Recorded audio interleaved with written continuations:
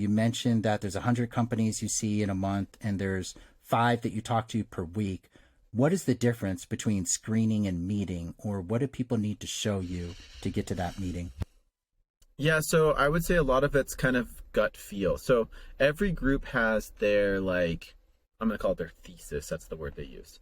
So they'll say, like, we only look at healthcare or only digital health or female founders or whatever the thing is. They're going to kind of put a line in the sand. And a lot of that has to do with just the inundation that we get from so many people. So it's kind of like that first filter. So for us and for my role, it's Utah. Like I said, we'll look at others, but if it's a cold application, no one knows you at all, Utah is our filter.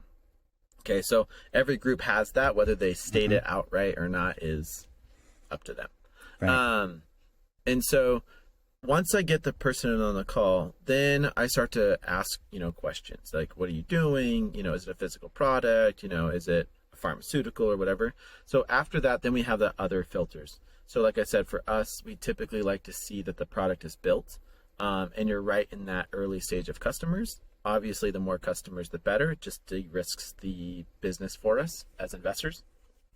And so things we don't really look at are like real estate. We're not, this particular group doesn't mean that the investors don't like real estate plays, but for this particular vertical of investment, we don't look at them.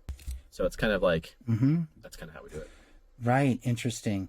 And you talk about de-risking investments, and then there's the counter side, which is how much potential for either impact or home run swing does an idea have? How do you balance those two things of, okay, is this thing legit versus it may or may not be legit, but if they hit the ball, it's going to be a home run.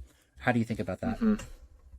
So I like to do a balanced approach. So obviously not every company is going to have the potential of 100x, but that is one of the criteria is, could you, if all the cards fell properly, get to 100x valuation of what we're doing today? Then sure, we'll bring it in. And we have a lot of those conversations like in the group after the people pitch. And it's like, man, if they hit this, it is huge. Otherwise, there's nothing there. And some of those are the fun ones to invest in.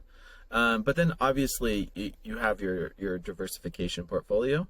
And so, I'll try and bring in something that has a clear exit path. If they get to $5 million, $10 million in revenue, there's definitely a buyer there. So I'll kind of try and balance it between those two ideas.